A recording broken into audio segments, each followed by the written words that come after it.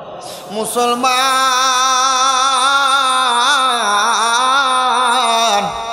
ওই কারবালার ময়দানে আল্লাহর নবীর বংশধরের মধ্যে আরেকজন প্রখ্যাত বংশধর ছিলেন, যার নাম ছিল হযরতে আব্বাস আলমদার রাদিয়াল্লাহু তাআলা আনহু। সাধারণ কোনো ব্যক্তি নয়, আব্বাস আলমদার ছিলেন বড় নম্র মানুষ, বড় মুসলিম মানুষ, বড় ইবাদতওয়ালা মানুষ। বংশের মধ্যে দেখবেন অনেক মানুষ আছেন বড় নিরিবিলি থাকে, বড় ইবাদতওয়ালা, নরম, কেউ কোনো কিছু বললেও বলে না, কেউ আঘাত করতে আসলো তারে কোনো ধমক দেয় না, বড় ভালো মানুষ আছে না? হযরতে আব্বাস আলমদার আহলে বায়াতের মধ্যে বড় সম্মানিত মানুষ, বড় মর্যাদাবান মানুষ। হায় রে, হযরত আব্বাস আলমদার যখন তাকে দেখলেন ইমাম হুসাইন রাদিয়াল্লাহু তাআলা আনহুর যে কারবালার ময়দানে এত সুন্দর তাঁবুর মধ্যে কোনো পানি নাই, হযরত আব্বাস আলমদার রাদিয়াল্লাহু তাআলা আনহু বলে, আমি চওড়া করলাম আমি ইমাম হুসাইনের কাছে যাইয়া ডাক দিয়ে বললাম, ও ইমাম হুসাইন রাদিয়াল্লাহু তাআলা আনহু, নবীজির কলিজার টুকরা নাতি, আপনি আমারে অনুমতি দেন গো, আমি এখান থেকে পুরাত নদীর মধ্যে যাইয়া আমি পানি আই না নবীর বংশধরদের কলিজা ঠান্ডা করতে যাই।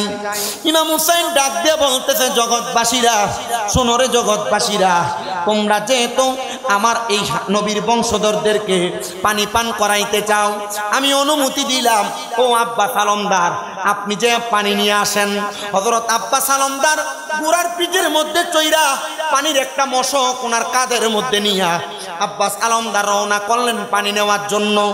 আব্বাস আলমদার পুরাত নদীর সামনে যখন গেলেন, ইয়াজিদ বাহিনী কেউ তার বাধা দেয় নাই, উনি পানি পান করবে। এমন টাইমে হযরত আব্বাস আলমদার নিজে বলে, শামে কারবালা কিতাবের মধ্যে সুন্দর করে ঘটনাটা উল্লেখ করা আছে, আর সাওয়ারিকুল মুহরিকা কিতাবের 2য় খণ্ডের মধ্যে উল্লেখ করা।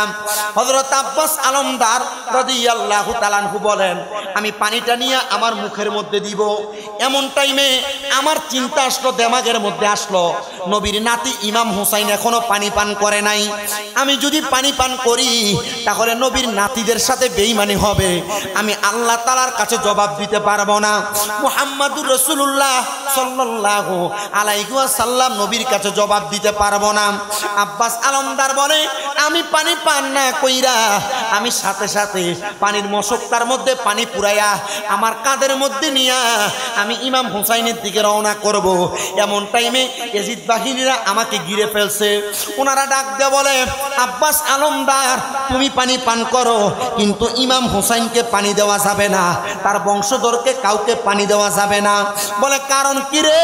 জানোনি আমি যদি পানি পান করি, ইমাম হুসাইনকে পানি পান করানোর আগে আর ইমাম হুসাইনের নানা দয়াল নবী যদি আমার একবার প্রশ্ন করে, আমি কেন ইমাম হুসাইনকে পানি না পান করাইয়া আগে পানি পান করছি, আমি নবীজির কাছে আমার মুখ দেখাইতে পারবো না।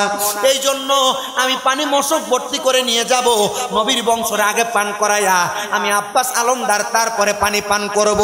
আব্বাস আলমদার এই কথা বইলা ওনার গোড়াটাকে সামনের দিকে আগে নিবে।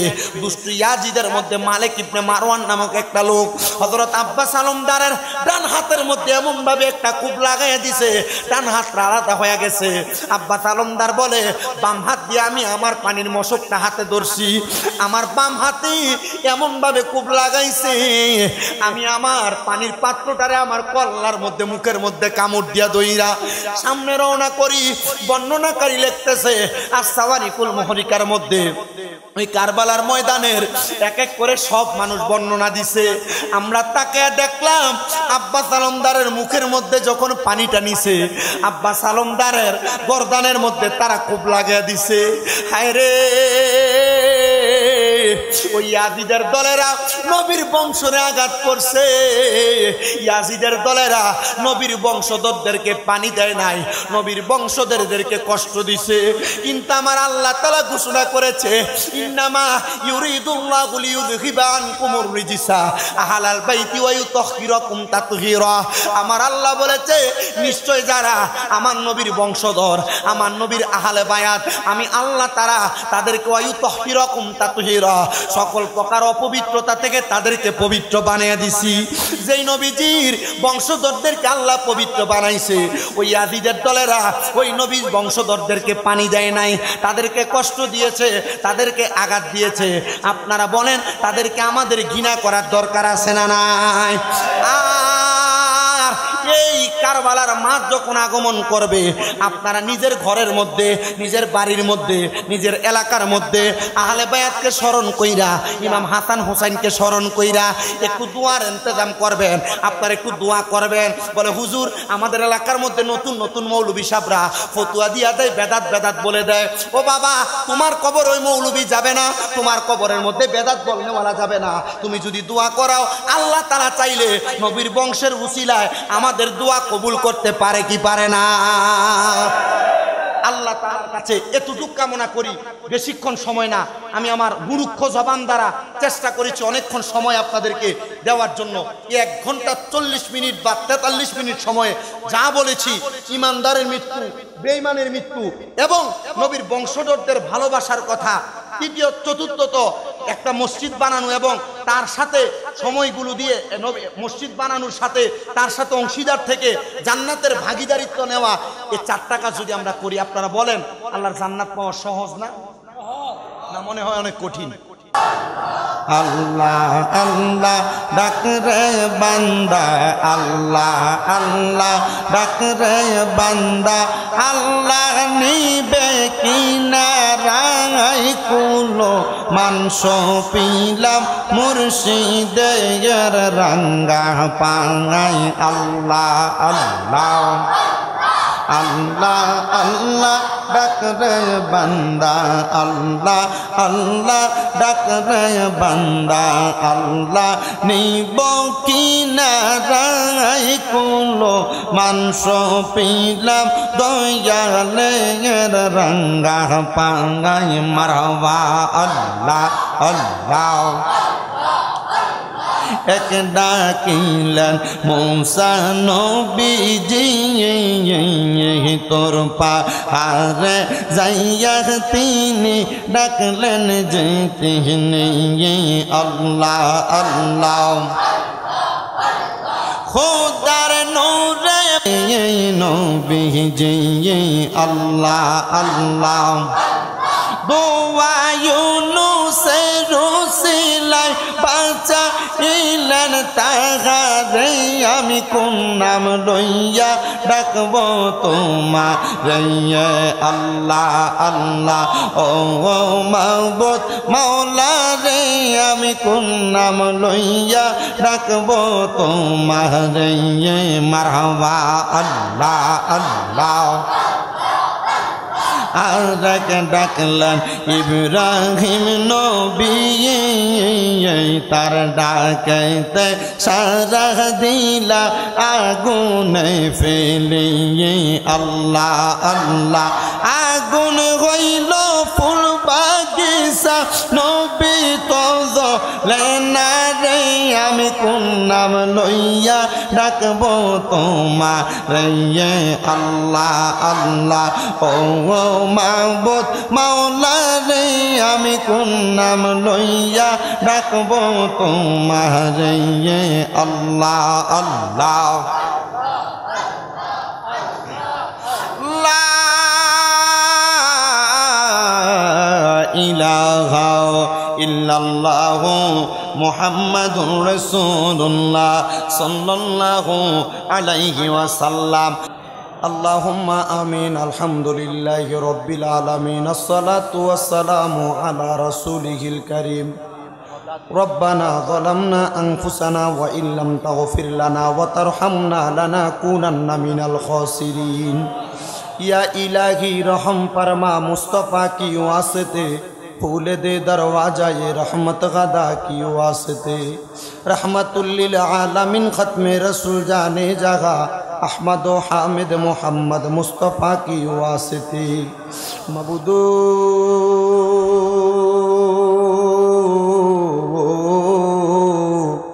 ও দয়াল আল্লাহ, একটু রহমতের নজর কইরা তাকায়া দেখেন গো আল্লাহ। এই হবিগঞ্জ জেলার অন্তর্গত নবীগঞ্জ থানাধীন আয়েশা জামে মসজিদ পশ্চিম তিমিরপুরে শুভ উদ্বোধন উপলক্ষে আমার এই এলাকার আলেম ওলামারা, দাড়ি পাকা মুরব্বী বাবারা, বিশেষ করে আমেরিকা প্রবাসী মোহাম্মদ শামীম আহমেদ তালুকদার বাইশক এলাকার যুবক বিন্দুরা, পর্দানসিনী আমার মা বোনেরা, আজকে মুনাজাতের মধ্যে আপনার শাকিন শাকি পাক দরবারে দুইটা হাত বাড়াইছে গো আল্লাহ। এই মুনাজাতে যার হাত তোমার দরবারে মায়া লাগে, পছন্দ হয়, ওই হাতের উসিলায় আমাদের প্রত্যেকের জীবনের গুনাহ তুমি মাফ করে দাও আল্লাহ। তুমি যদি আমরারে মাফ করে দাও আল্লাহ, তুমি কারোর কাছে কোনো জবাব দেওয়া লাগবে না আল্লাহ। যদি রহমত দিয়া ভরপুর করে দাও আল্লাহ, তোমার রহমতের কোনো কমতি হবে না। তোমার রহমানুর রহিম নামের খাতিরে আমাদের জীবনের গুনাহ ক্ষমা কইরা দাও। হেরে আমার এই পশ্চিম তিমিরপুর এলাকার ভাই বাবারায়, আর কতকাল দুনিয়ার রং তামাশার মধ্যে সময় কাটাইবা। মুনাজাত হইতেছে রে ভাই, আমার আল্লাহর কাছে দুইটা হাত বাড়াইয়া দাও। এরে আমার পশ্চিম তিমিরপুর এবং আশেপাশে এলাকার মা বোনেরা গো, কি গো মা, মাইকের আওয়াজ তোমাদের কানে যায়নি গো মা, মুনাজাত হইতেছে গো মা, আমার আল্লাহর দরবারে দুইটা হাত বাড়াইয়া দেও গো মা। আমাদের বিশ্বাস আছে গো মা, আমার আল্লাহ একটা হাতও খালি ফিরিয়া দিবে মা। মাবুদ, আজকের মুনাজাতের মধ্যে কে জানি হাত বাড়াইছে, কার জানি জগতের মধ্যে বাবা নাই। যেই বাবা রিক্সা চালাইয়া মাটি কাইটা মাথার গাম পায়ে ফালাইয়া পরের বাড়িতে বদলার কাজ কইরা সন্তানরে মানুষের মতো মানুষ করার জন্য আব্বাজান বড় কষ্ট করছে, এমন আব্বাজাদের অন্ধকার কবরে আব্বার কবর জান্নাতের বাগান বানায়া দাও। ভালোবাসি তোমায় বাবা, বুকটা যে যাইছি রে, তোমার কথা হৃদয় মাঝে পড়ছে বারে বারে। বাবা তুমি কেমন আছো ছোট মাটির ঘরে, তোমার কথা হৃদয় মাঝে পড়ছে বারে বারে। বাবা গো, ও বাবা, বাবা গো, ও আল্লাহ,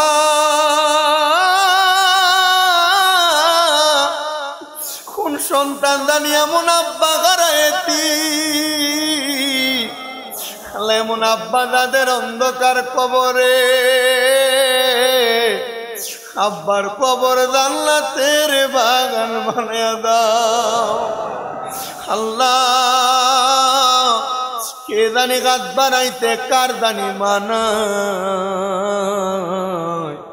যে মা 10 মাস 10 দিন গর্ভে ধারণ করছে, সন্তানের প্রসব বেদনা সহ্য করতে মার বড় কষ্ট হয়ে গেছে, নিজে নাকে খাওয়াইছে। এই যে আগামী পরশুদিন কুরবানির ঈদ হইয়া যাবে, কত সন্তানেরা কুরবানি দিবে বাবা কবরে, কত সন্তানেরা কুরবানি দিবে মা কবরে। ও আল্লাহ, তাদের কুরবানির গরুর গোশত দুনিয়ার কত মানুষ খাইব, কিন্তু তারা আম্মা আব্বার মুখে এক টুকরা গোশত তুলে দিতে পারবে না আল্লাহ। গত কিছুদিন আগে একজন প্রবাসী ভাই আমার ফোন দিয়া বলছে, হুজুর আমার আব্বা জান আব্বার কোরবানির গরুটা বিক্রি করে আমার বিদেশ পাঠাইছে। আমি কইছি, আব্বা আপনি কি কোরবানি দিতেন না? আমার আব্বা কইছে, তুই বিদেশ যায় বেতন পাইয়া টাকা পাঠাইলে আমি কোরবানি দিতে পারবো। আল্লাহ গো, সে বিদেশ যাওয়ার 3 মাসের মাথায় তার আব্বা মারা গেছে। আমার ফোন দিয়া ডোকরা ডোকরা কান্দে আর কই, হুজুর আমি এই বছর কোরবানির জন্য 2 লাখ টাকা দিয়া গরু কিনছি, হুজুর আমার কোরবানির গরু আছে, কিন্তু আমার আব্বা জান দুনিয়াতে নাই। কোন সন্তানরা জানি মা বাপ হারাইয়া, মা বাপ তারা কোরবানির ঈদ পালন করবে গো আল্লাহ, তাদের আম্মা আব্বার কবরে আর আযাব দি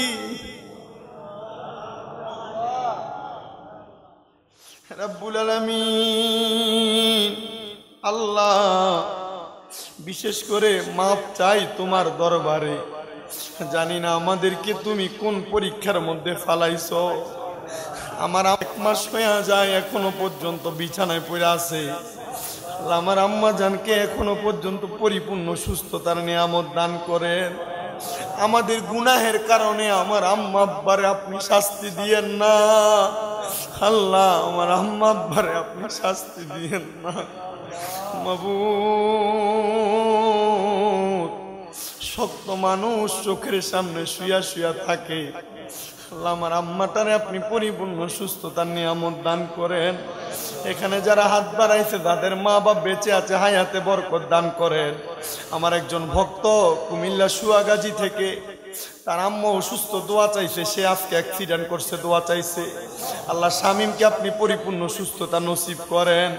বিশেষ করে আমার শামীম মজুমদার ভাই সহ এই মসজিদের জন্য যারা যারা কষ্ট করেছে, পরিশ্রম করেছে, আল্লাহ তাদেরকে উত্তম জাযা প্রদান করেন। আমাদের মধ্যে যারা অসুস্থ পরিপূর্ণ সুস্থতা দান করেন। ভাইজানের কন্যা আয়েশা অসুস্থ, আয়েশার জন্য দোয়া চাই, আল্লাহ তার শেফা দান করেন। এমনভাবে যারা যারা দোয়া চাই প্রত্যেকের খাস দোয়া তুমি কবুল ও মঞ্জুর করেন। এই মসজিদকে জরিয়া করে পশ্চিম তিমিরপুর এলাকায় আপনি খাস রহমত বরকত দান করেন। পর্দার অন্তরালের অনেক মা বোনেরা দোয়া চাই, দোয়া কবুল করেন। অনেক প্রবাসীরা দোয়া চাই, তাদের দোয়া আপনি কবুল ও মঞ্জুর করেন। আল্লাহ ফরিয়াদ আপনার দরবারে গো, অনেক প্রবাসী ভাইরা বিদেশ থেকে দোয়া চাই, তাদের খাস দোয়া কবুল করে নেন। বৈরব থেকে আমার একজন ভাই শফিক ভাই, ওনার সন্তান মা বাবার জন্য দোয়া চায়, ওনার সন্তান মা বাপকে কবুল ও মঞ্জুর করেন। গাইবান্ধা থেকে গোবিন্দগঞ্জের একজন খালাম্মা, ওনার নাতনি পরীক্ষা দিবে, তার জন্য দোয়া চায়। আল্লাহ ওনার নাতনিটাকে আপনি কবুল ও মঞ্জুর করে নেন। আল্লাহ আমার এই জান্নাতের বাগান মসজিদ যিনি সাজাইছেন মোহাম্মদ শামীম আহমেদ তালুকদার সাহেব, আমেরিকা প্রবাসী, ওনার সাথে যারা যারা এই মসজিদের মধ্যে কষ্ট করেছে, সহযোগিতা করতেছে, আল্লাহ যারা যারা মসজিদে নামাজ পড়াবে আল্লাহ তাদের সবাইকে আপনি কবুল ও মঞ্জুর করে নেন। আমাদেরকে সহি সালামতে বাড়িতে পৌঁছার তৌফিক দান করেন। আমার শাহিনের বোনের জামাত অসুস্থ, তারে আপনি শেফা দান করেন। আল্লাহ আমাদের মরণের আগে প্রত্যেকের আখিরি জবানে মধুর কালেমা পড়ে দিয়েন, লা ইলাহা ইল্লাল্লাহু মুহাম্মাদুর রাসূলুল্লাহ সাল্লাল্লাহু আলাইহি ওয়াসাল্লাম। আসসালামু আলাইকুম ওয়া রাহমাতুল্লাহ। আমার জন্য আপনারা খাস করে দোয়া করবেন। আমার হুজুর আছেন, আপনাদেরকে নিয়ে সালাতু সালাম পড়ে উনি দোয়া